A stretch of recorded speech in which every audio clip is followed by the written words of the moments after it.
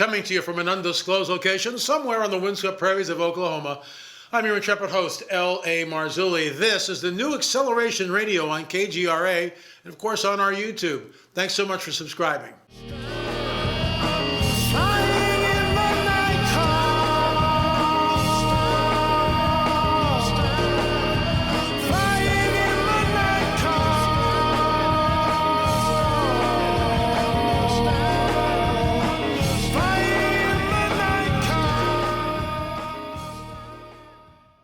Folks, so much to talk about. It's just unbelievable what's happening, and we'll get into that as we spend time here.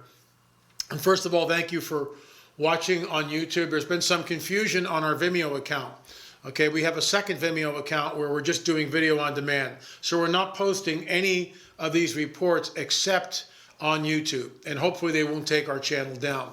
We are that close to uploading everything over at Uscreen TV. More about that probably tomorrow. We're going to do an email blast out. If you haven't signed up for our email blast, you can go to the website and sign up for it, and we'll keep you abreast of the situation. That platform is great because they will not censor me, and we do have freedom of speech. But as we can see, YouTube deletes video Plandemic with Dr. Mikovits accusing Dr. Fauci of corruption and suppression, not approved by the thought police. And here's the problem. These companies are privately owned, Vimeo and YouTube. We had no strikes on our Vimeo channel at all, none. And all of a sudden, because I was talking about the Wuhan virus and I referenced Robert F. Kennedy Jr., the algorithm found me, and bam, we were immediately censored. Our entire channel was taken down, and Vimeo has taken the proceeds that we made from selling our videos, not these daily reports, but our On the Trail of a Nephilim series, our Watchers series, Fatima 1 and Fatima 2. All the money that we made on video on demand they just took it. Now, if that's not highway robbery, I don't know what is. And their excuse is, well, you violated the terms of the contract. Well, not intentionally, and I never had a strike up till that one report. And then you said, oh, there's multiple cases of it. Why? Because I'm talking about the Wuhan virus? Because I don't fit the model, because we're pushing back. And what we'll see in this report, other people are pushing back all across the country. But folks, if we don't stand up soon and understand what it is going on, not in this country, not only in this country, but globally, we will lose everything. And I mean that. If the Democrats get in, and what are the Democrats offering us? They're offering us socialism. That's what they're offering us. Higher taxes and to control every aspect of our life from cradle to grave. So the thought police have taken this video down. However, the Plandemic movie is still available online. We're going to take that right there. It's plandemicmovie.com, plandemicmovie.com. You can go there and you can watch it. I would highly recommend that you check it out. Why? This woman is credible as far as I can tell. She's risking everything to go and sound the alarm. Now, I've never talked to her. I have not been able to vet what she is saying. I can only take her as her word. But this documentary that was done is incredible, in my opinion. So you can go see the Plandemic movie just by going plandemicmovie.com, plandemicmovie.com. LA, the video by Dr. Mikovits that you referred people to on your PPS report at 5/6/20 was muted by YouTube.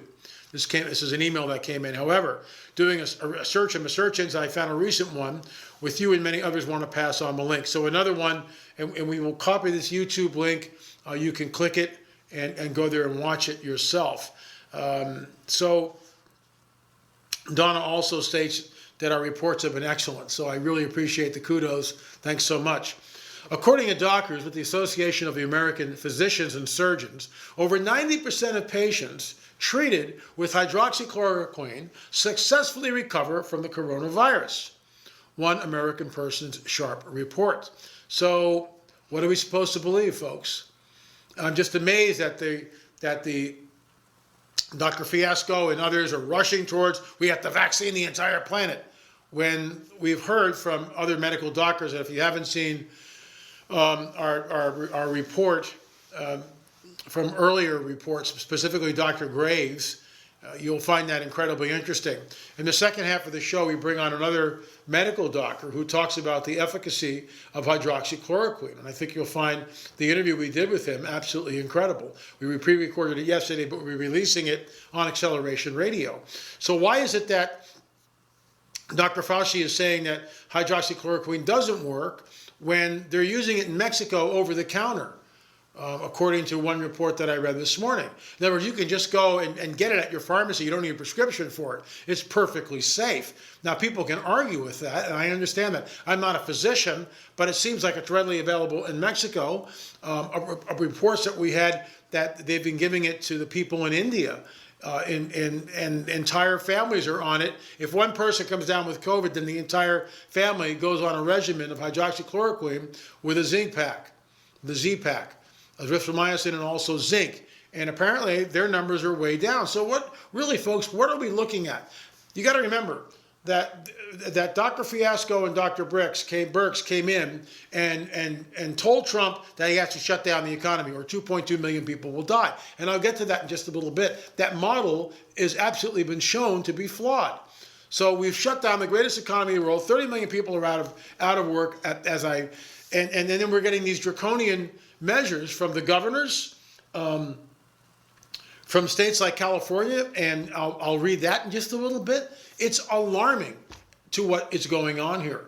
And this is why it's time for Americans to stand up and push back and demand that our freedoms not be eradicated because of this thing. Cool heads must prevail.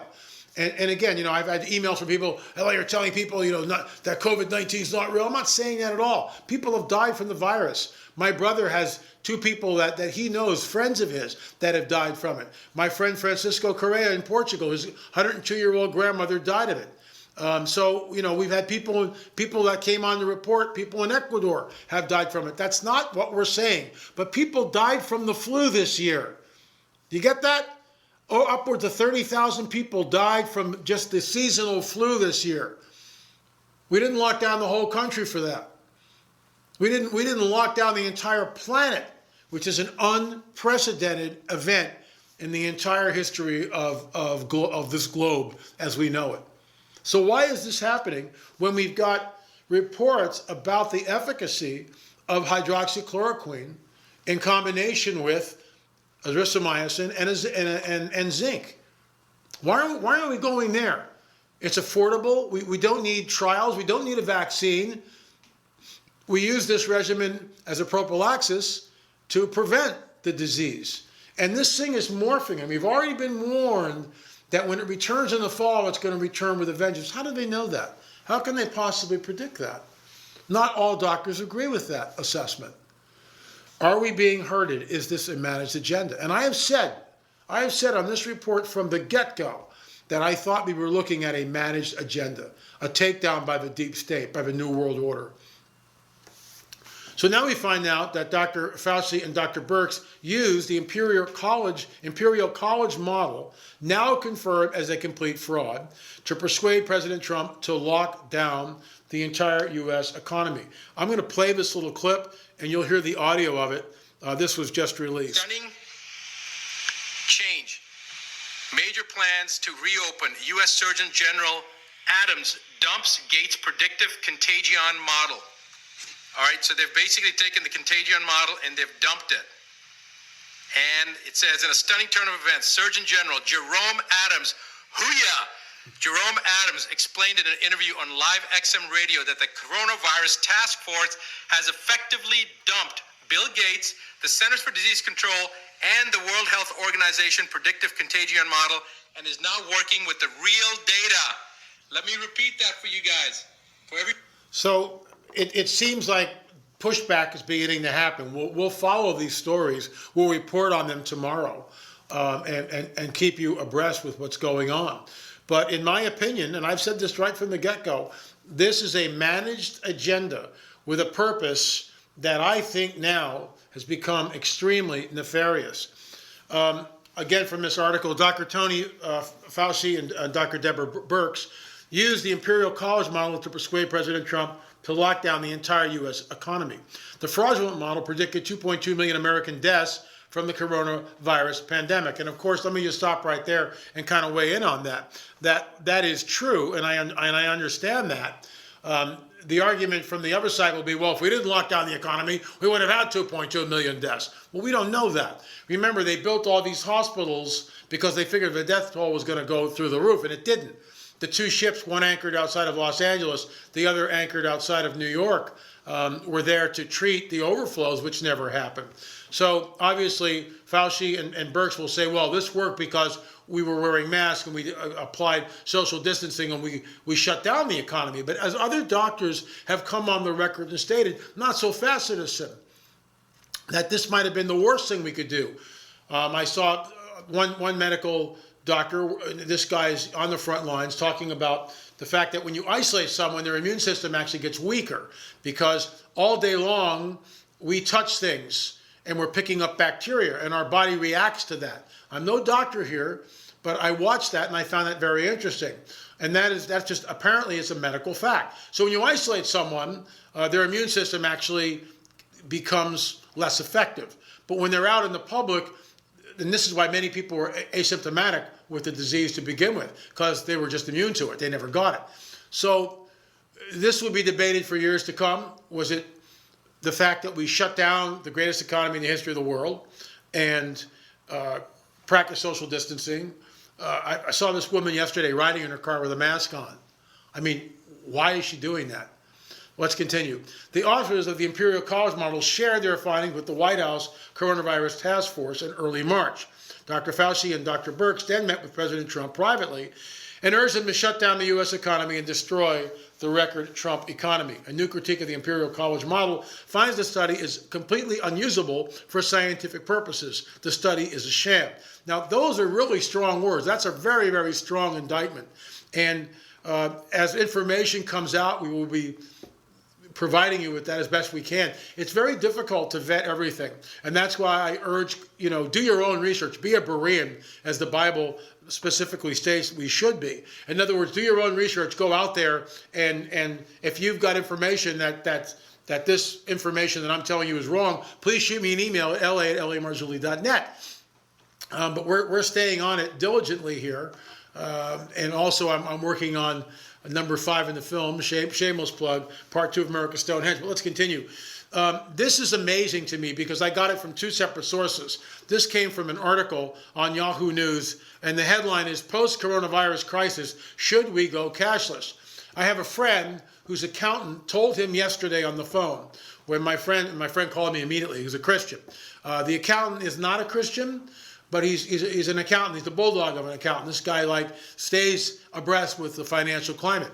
And he stated on the record that he thinks the next step, that the aftermath of the coronavirus will be, this is post-coronavirus crisis, a cashless society. That's what we see. And this goes right into the whole beast system. Look, the book of Revelation tells us that you will not be able to buy, sell, or trade without the mark of the beast. Are we looking at the implementation of the beast system? Folks, we've been following this for 40 years, and there have been people along the way, oh, Jesus is coming back at 2 o'clock tomorrow afternoon. I didn't say that, right? I'm using that as an example. Someone will take that clip and use it. Oh, he's a false prophet. I'm just using that as an example. Oh my gosh. Fake news. But that people will say that. People have said it, for the last 40 years. 88 reasons why the rapture will happen in 1988. There's another one. We're not date setting. We're not saying any of us is pointing to a certain date. What we are saying is that the book of Revelation is coming alive. We are seeing the fomentation of what I would call the beast system that we read about in the book of Revelation. The fact that Yahoo News is talking about a cashless society. 40 years ago, when I became a Christian, this was like a pipe dream. Oh, it'll never happen. And now we're at the point where we may go cashless in a post-coronavirus crisis. Why? Because the disease, the virus is lingering on the cash. Can't use it. Who knows where this thing will go? The alarming part about this, without the mark, every purchase you will make with your credit card, you will be tracked. So this is the beginning steps of the beast system, in my opinion. So you've got Bill Gates talking about vaccinating everyone on the planet. And apparently this vaccination will have some sort of a tattoo, which is incredible. And that way people will be able to know whether you've had the coronavirus vaccine in order to get on an airplane. So someone like me, if that happens in the next year, we won't be able to go and film in places outside of our country anymore, which is just incredible. So we are seeing what I would call draconian measures. It's off the hook. And also we're seeing the possible fulfillment of biblical prophecy. I talked to my friend Bob Ulrich and my elder brother Gary Stearman yesterday. We talked about this whole cashless society, and Gary was telling me that, LA, we've been tracking this stuff for 40 years. Why are we surprised that we're seeing the beginning of its fulfillment right here? Why are we surprised? Why is any of this taking us by surprise? Remember, Jesus warns us, when you see these things, what things? Matthew 24, Luke 21, Mark 13. When you see these things begin to happen, look up. What things? Wars and rumors of wars, famines, pestilence, need I say more? Earthquakes in diverse places. Men will faint from fear for what is coming upon the earth. That might sound like doom and gloom. All I'm doing is reporting the headlines. Will we see a great revival? I hope so. I want to see revival. I long to see revival. But I'm not so sure at this point what we're looking at. Are we going to go up soon? And then you've got the whole UFO phenomenon, which I'll get into just in a little bit. This is alarming, folks. Ventura County, California. This is right up from LA County. We will be removing people from their homes. Contact tracing gone wrong. Ventura County, California just announced that they will be removing people from their homes if they test positive for COVID-19. So here's their little goofy diagram that they use. So this guy gets infected, and then they got to test all these other people, and they remove them from their homes in a safe environment. I wonder what that means. I wonder what that safe environment really is. Obedience is not a virtue. When I studied the Holocaust in school, I remember thinking to myself, how did Hitler get over 6 million people to follow along and not fight back? Then I realized I'm watching my fellow Americans take the same path. We have to stand up. Our voices need to be heard. What we are seeing in places like Ventura County have all the bearings of what happened in the Holocaust. And you just have to stand up and say, we're not doing this anymore. If enough people stand up and say, we're not playing this ridiculous game, open the country. Mr. President, open the country. This video for Senator Lindsey Graham, there was no legal justification for Mueller's appointment. The entire Mueller investigation was illegitimate. This was on Hannity. And he goes on and makes his points. Here's my rub, and here's what annoys me. Okay, so now we know all this. Where were those wascally Republicans, and why aren't they doing anything? Why is this going without indictments? Where are the indictments? We know that the whole Flynn case is absolutely bogus. We know that. We know that it's bogus. So why aren't they going after the collusion that, in my opinion, goes all the way up to the Obama administration? I will be at the True Legends live streaming conference May 15th to 17th, truelegends.com, truelegends.com, or Gen 6, Ancient Cataclysms and Lost Civilizations. Here's what it looks like. We shot it right here on a green screen, and then Scott, their tech guy, and their post-production man, put this together. You can see that that's the beginning of my slide, and that, of course, is our mission statement here: to expose the deception of the prince of the power of the air and to herald the return of the King Jesus. And that's what we do.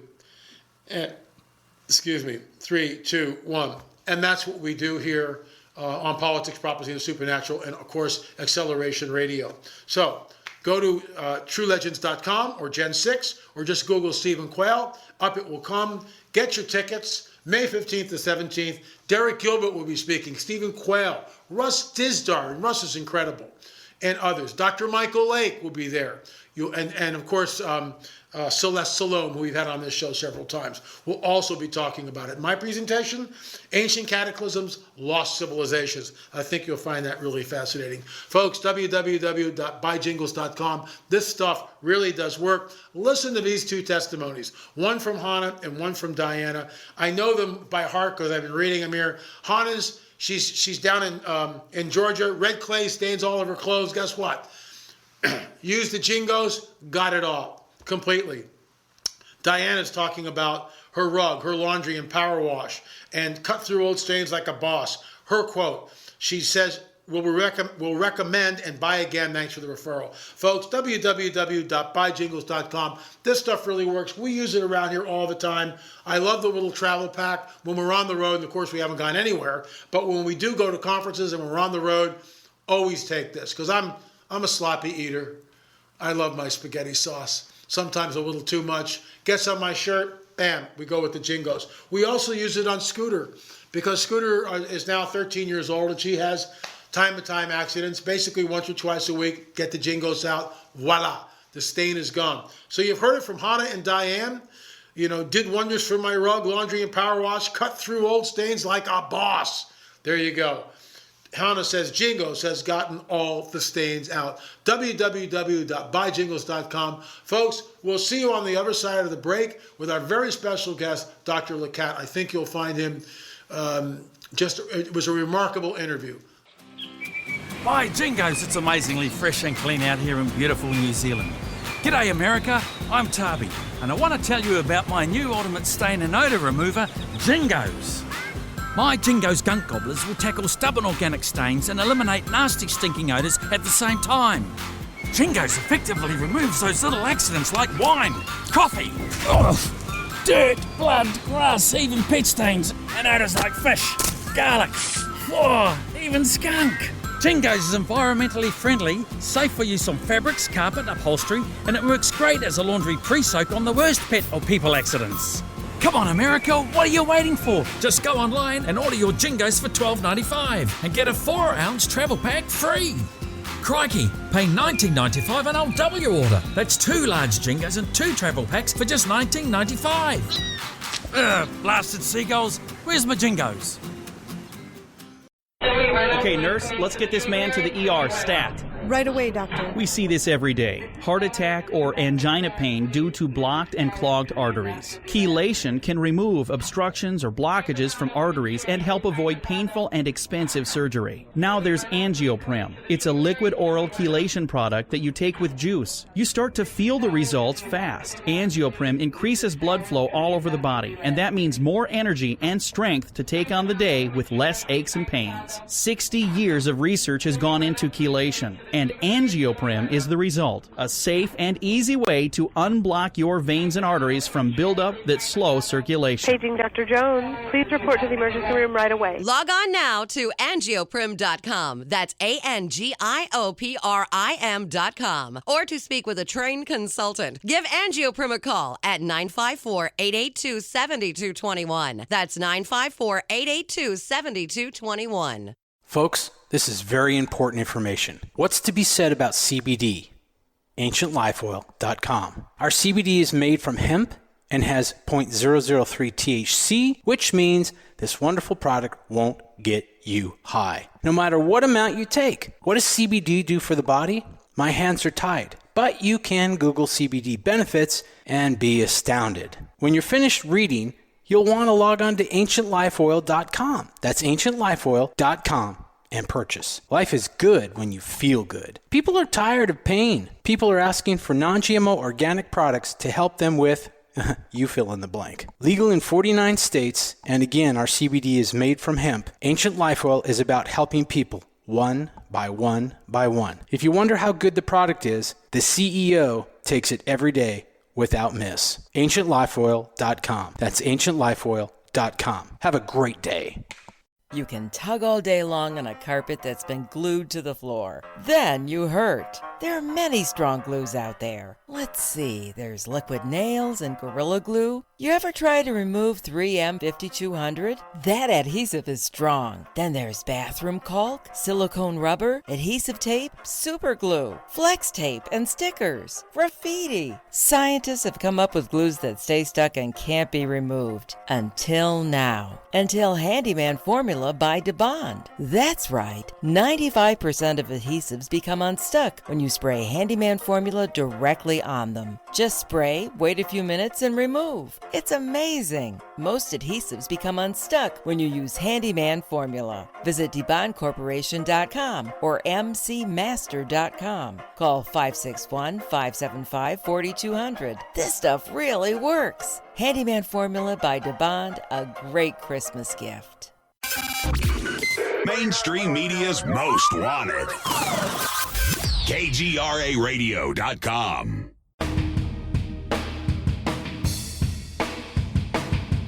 Greetings, folks. Today is May 7th. My special guest is Dr. Paul LeCat, and we're going to get right into it. Dr. Paul, first of all, thank you for coming on the record. So many people have questions on this Wuhan virus, COVID-19, whatever you want to call it.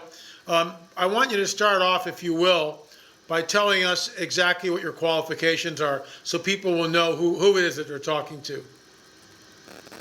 Okay, I am a medical doctor. I'm boarded in internal medicine and pediatrics, and I'm a professor of internal medicine, pediatrics, and family medicine at the Northeast Ohio Medical University. So, I mean, you are definitely qualified to weigh in on this. I mean, obviously. Is that a fair statement?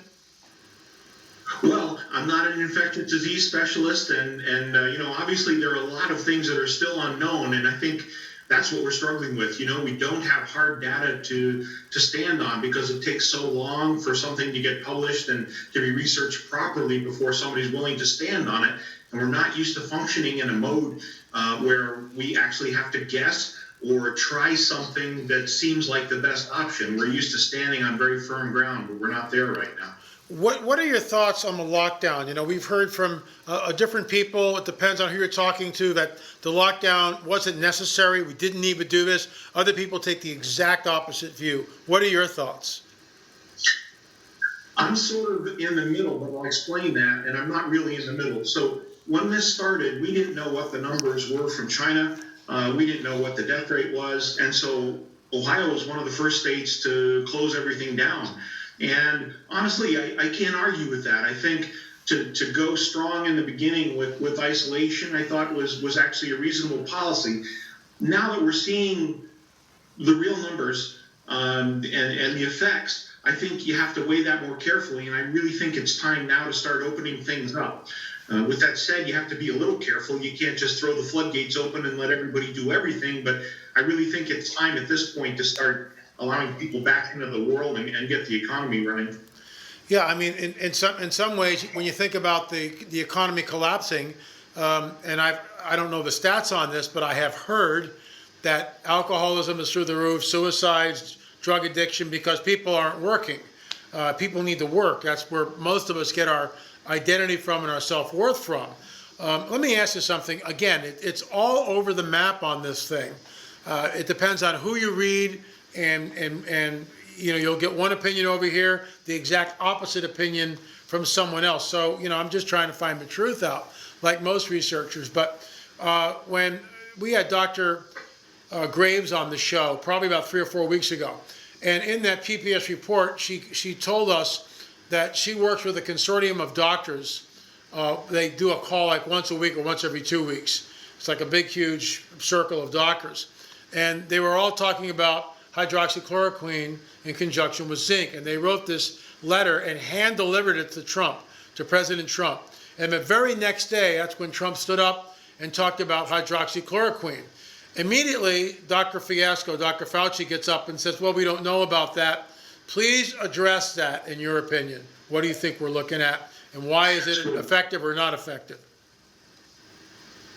I actually witnessed that, and I was kind of surprised at the difference between the two. And I think the main problem is that most doctors today want to stand on a bunch of double-blind controlled studies, et cetera. And there are times when you don't have that. You have to go with your best guess. And that involves risk. Anything in medicine is always a decision, risk versus benefit. So you have to figure out what the dangers are of what you're prescribing versus the potential benefits. And we've used hydroxychloroquine for years. It started out as an anti-malarial drug. I've used it many times with my patients who have lupus and other rheumatic diseases with great results, and it's regarded as relatively safe. We generally make sure our patients see the eye doctors every few months just to make sure they're not having ocular complications. But it's really a good medicine, and to my knowledge, I don't remember it being approved for what we use it for now. Frankly, we don't treat much malaria anymore, but it's commonly used by primary care doctors like myself to treat patients who have lupus, particularly if we don't have access to a good rheumatologist or if they don't have access. Just to tell you a little bit about myself, I practiced in a county of 12,000 for the first 4 years of my career, and since then I've been a teaching doctor working with inner city patients and teaching. I now see patients with the residents, so I kind of coach them, and I see patients with them, but I don't have my own private practice. So I want to jump back to the hydroxychloroquine. Why would Dr. Fauci come up and immediately denounce it? And we also had allegedly a transcript from a briefing room in the White House where Peter Navarro stood up and he had copies in manila folders and threw them down on my desk and told everybody about these studies with hydroxychloroquine. And apparently it got the exchange between Dr. Fiasco, Dr. Fauci, and Peter Navarro was extremely heated, and eventually they kind of worked it out. Why would Fauci be so adamant against the use of hydrochloroquine when, for instance, you've got a study in France, and again, people say, oh, that was disproven. Well, not so fast, citizen. The guy now has 1,000 patients, and he talked about 98% cure. So, and this is kind of a long question, but I want to get it all out on the table. Allegedly, Fauci now, $3.7 million under the Obama administration to the Wuhan lab. Fauci comes out and tells us that this is a bat virus and it wasn't concocted in a lab. So let's back up a little bit to the first question. So why would Fauci be so against hydroxychloroquine with zinc and that whole heated exchange in the White House briefing room? I frankly don't understand. There is evidence to show that it works. One of the things that's not clear to everybody outside the medical world is you would think data is black and white, but it's not. We debate over studies and we'll say this one is this way, this doesn't count because it was only done with this population of patients. But the fact is you have to work with what you have. And based on what I've heard, I wouldn't hesitate to prescribe my patients hydroxychloroquine. What is your opinion of Fauci going right up, President Trump talks about hydroxychloroquine and immediately Fauci gets up and said, no, that won't work. I mean, the guy's like, it's almost like he is steering the conversation. Your thoughts? I was very surprised to see that because I had heard that hydroxychloroquine was an option, particularly in combination with some other meds, zinc and azithromycin. And that really took me by surprise when he came up against it. I didn't understand it, frankly. I don't have good data to support it, but I've heard that, there have been some funding from the CDC going to China, et cetera. And I imagine he had something to do with that. I don't know why you would be so vehemently against an inexpensive medicine that many studies show works.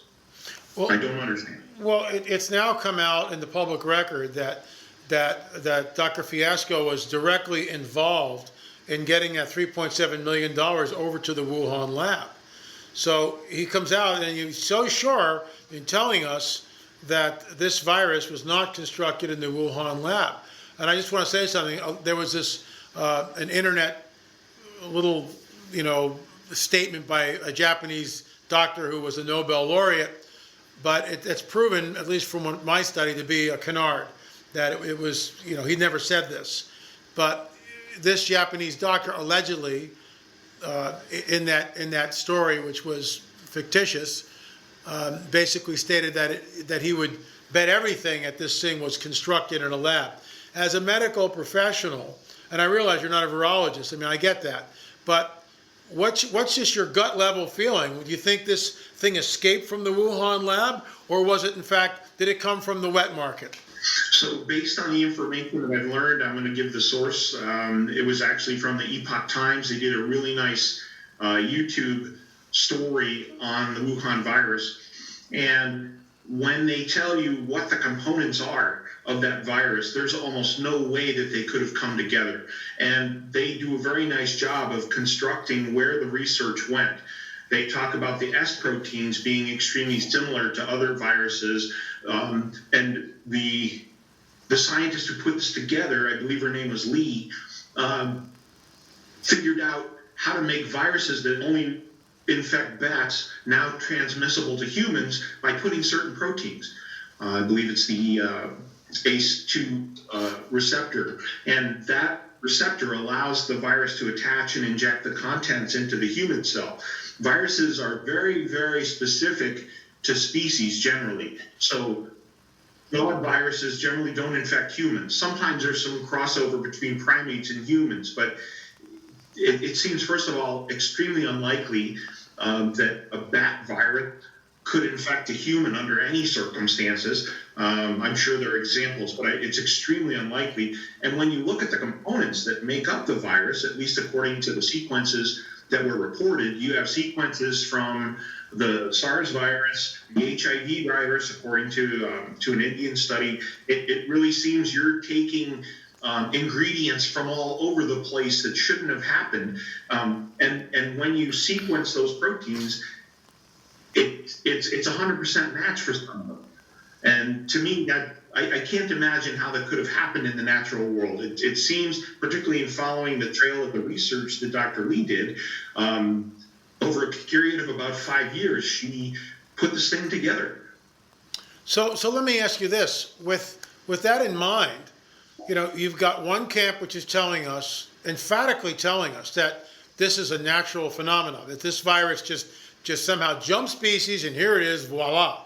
And then you've got other people that, to your point that you just made, that saying that it's impossible for this thing to have come from nature. It has to be a construct that was done in a lab. So we've got follow the money. We've got $3.7 million from the Obama administration through Dr. Fiasco to the Wuhan lab, level 4 biolab in the Wuhan province. I mean, it's like there's the smoking gun. Fauci's insisting, oh, no, don't look over here.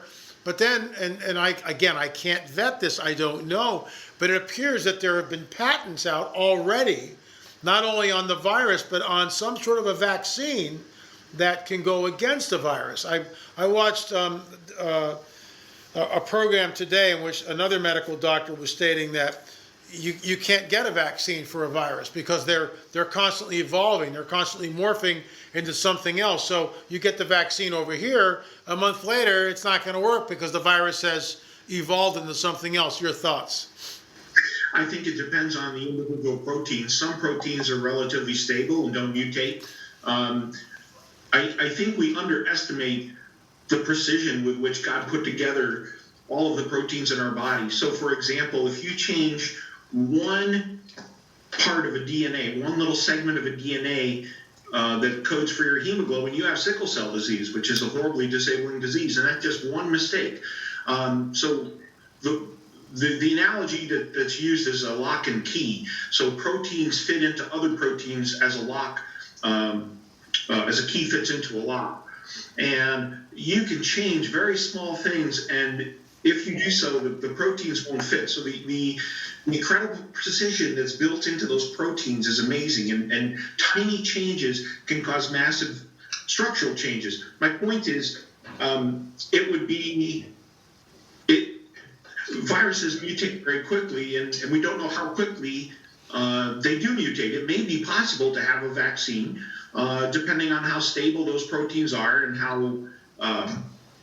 how unlikely they are to mutate. So perhaps, I mean, we've already demonstrated that this virus mutates fairly quickly, and so that makes pursuing it with a vaccine very difficult. So let me ask you this. We've got, again, we've got this one camp which is pushing to vaccinate everybody in the entire planet. I'm speaking of a certain foundation which I won't name because the algorithm will take it down. But there seems to be this, completely laser-like, let's go, boots on the ground, charge, let's get this vaccine and inoculate everybody on the planet. And then you've got other professionals like yourself, like this doctor in France, like Dr. Graves that we had on, and others that are talking about the efficacy of hydroxychloroquine with erythromycin and, of course, a zinc pack. So, I mean, and this is already available, and we've got hard data which seems to show that it works. So why can't we just go with this? Your thoughts? Well, it seems inconsistent. I mean, if you have something that works, why would you go with an IFCOM? I think logically governments have to try to develop vaccines. That's just what we do, in case we get a lucky strike, or maybe we are able to find something that really works. But I don't think you can put all your eggs in that basket. And vaccines, I'm a pediatrician, and I know that, as well as an internal medicine doctor, and I know that when we give vaccines in pediatrics, we warn parents that, sometimes there are very severe reactions to the virus or to the diseases, but we wouldn't give this to you unless we calculated the benefit to be greater than that risk. That's the key. In India, allegedly, the death rate is way down, as well as the infection rate is way down. And from what I've been reading, again, it's really hard to vet anything in this world today. Sometimes you got to spend hours or days trying to vet just one thing, because it just goes back and back and back. But from what I understand, India has been giving the population hydroxychloroquine with zinc. It's a very cheap drug, and apparently its efficacy against this disease is way up in the 90th percentile. What do you think about that? Have you heard anything about that? I had heard that in India, public officials were given hydroxychloroquine to give to families, and if one person tested positive, it was administered to the entire family. And I don't have the numbers in front of me right now, but I've been following the numbers from the Johns Hopkins COVID-19 map site. And if I remember correctly, again, this is what I remember, that India's mortality was much less than would be expected. We know that the body count is up 70,000, and there's certain political operatives in this country which are literally, it almost appears like they're rejoicing in that the more people that die, maybe we can get Trump out. Maybe this will affect his presidency in some way. They're politicizing this tragic event. But what we've also heard from whistleblowers, apparently within the industry, in the medical industry, that anyone that dies, if the hospital says it's a COVID-19 patient, they get $13,000. If they're on a ventilator, it goes up to $34,000 from the federal government. This is unheard of. Can you address that? Can you speak to that?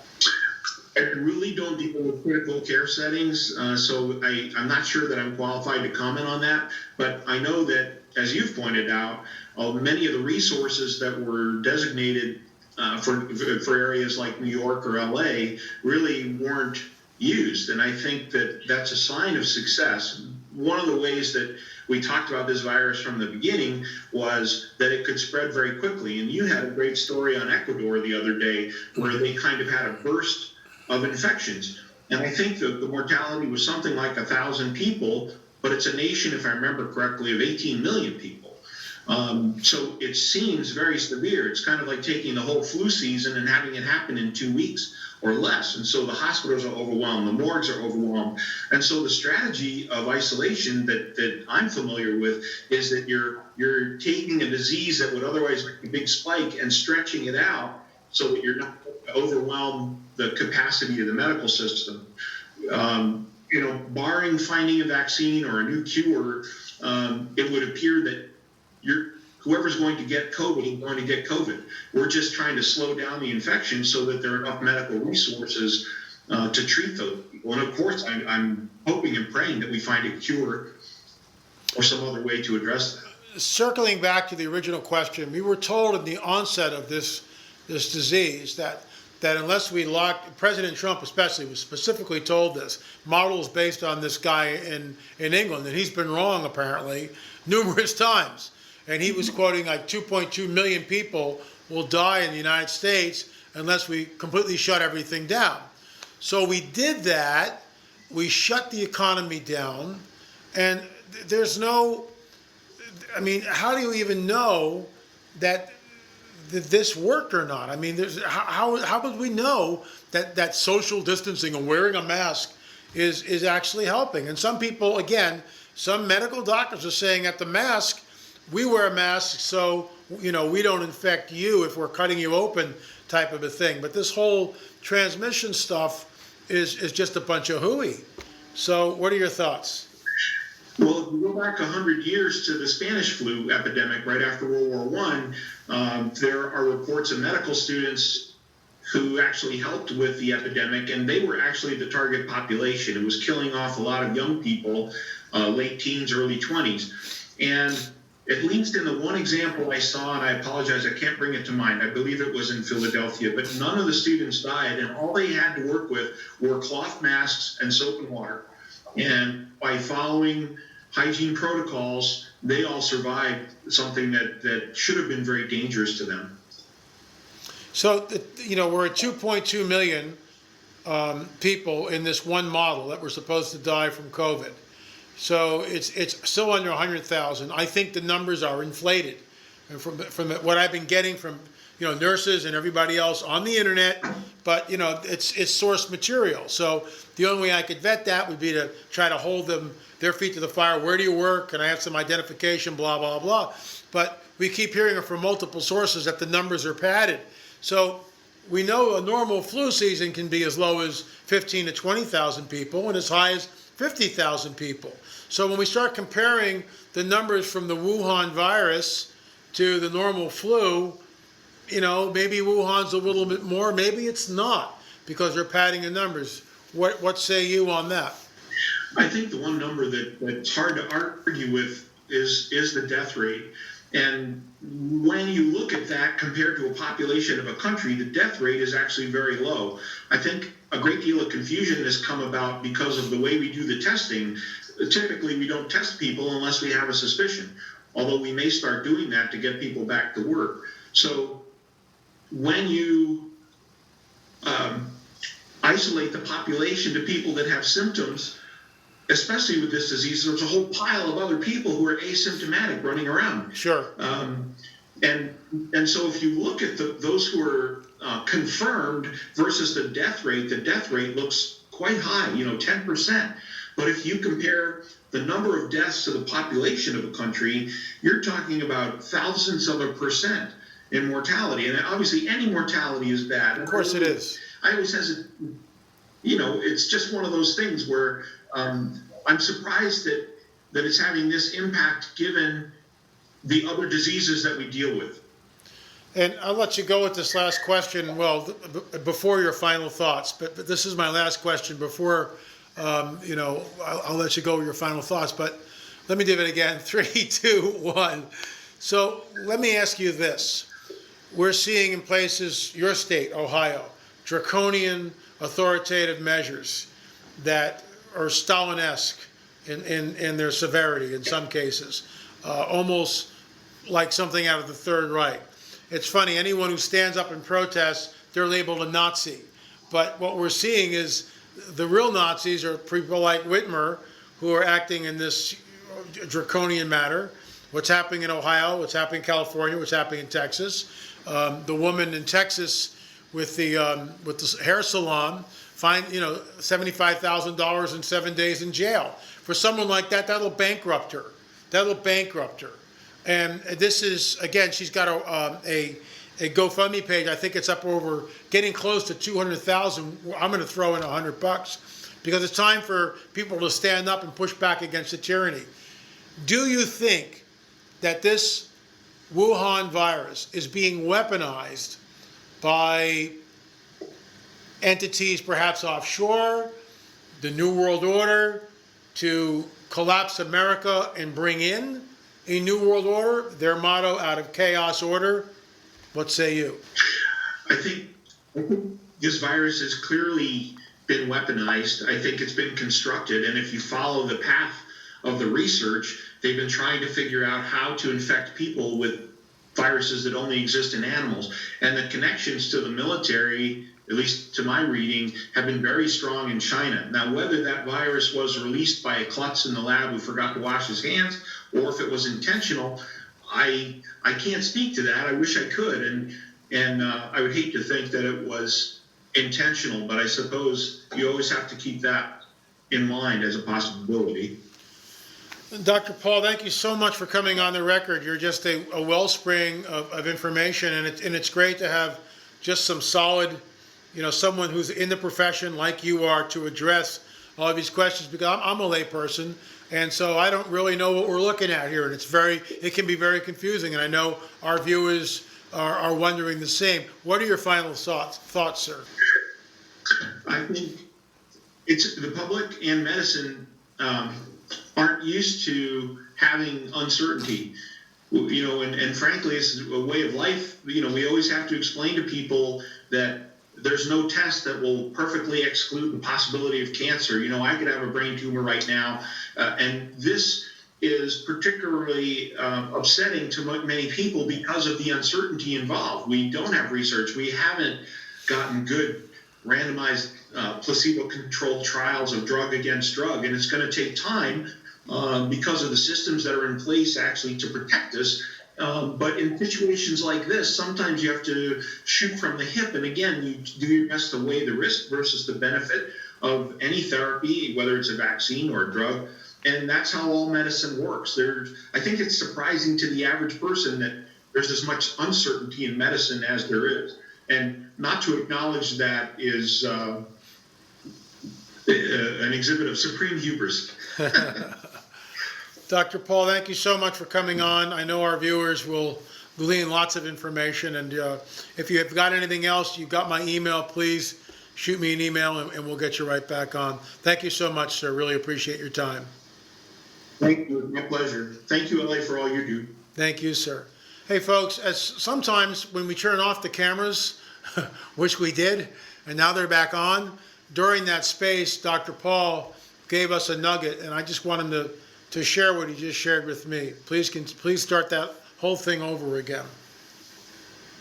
Sure. I think you had a discussion recently about fascism and how fascism is a collaboration between government and big business. And my family is infinitely acquainted with fascism. My dad was 13 when the Nazis marched into Paris, and my Uncle Paul was a radio operator with the resistance, and he died in Buchenwald prison camp. And I think there's a misconception that perhaps the Holocaust could only happen in Germany, but I can tell you it could happen anywhere. I started looking into that, and I saw a very interesting article about Nazi ethics. And intuitively, I said, well, what kind of ethics are they? I mean, of course, they had no ethics. But actually, the way that they got the people to buy into the system was by creating a new ethical code that sacrificed the rights of the individual for the greater good, if you will, trying to build the master race. And just as you try and build an award-winning bull for the county fair, you want the master race to be there. And the problem with that philosophy is the minute anybody is any better than anybody else, there's an immediate slippery slope that happens, and you start killing off the people who are mentally deficient, and then the Jews and the gypsies, and eventually it gets to the point where good people are doing all kinds of bad things because of systems that are set up that way. And I worry that whoever is evil and might come to power might use a similar approach. And I'll just say one thing, that the Holocaust happened to people just like us. And millions of people were carted away, their homes and possessions confiscated. And I'll just say one thing. You say, well, that can't happen here. Well, on some level, it already is. We were deplatformed from Vimeo last week, and they confiscated our money, which was paid for our videos on demand. So that's thievery, and our lawyer is looking into it. Thank you, Dr. Paul. Really appreciate it. Thanks for watching Acceleration Radio and also listening to it right here on KGRA. I am your intrepid host, L.A. Marzulli. Remember, I'll see you on the air or in the air, and that might be sooner than we all think.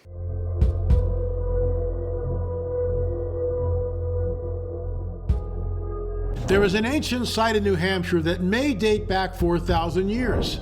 It is called America's Stonehenge. There are precise alignments of standing stones, which reflect the solstices and equinoxes. There is also a controversial stone table, which may have been used as an altar for human sacrifice. The site is built on an 18-and-a-half-year lunar cycle, like that of Stonehenge, England, and also the Great Circle Mound and the Octagon Mound complex in Ohio. At America's Stonehenge, massive stones were fitted together to create this mysterious site, but whoever built it seemingly abandoned it. You will see just how incredible this site is as we reveal what appears to be a deliberate and orchestrated relationship to Stonehenge, England, as well as other megalithic sites around the globe. Journey with us as we explore America's Stonehenge.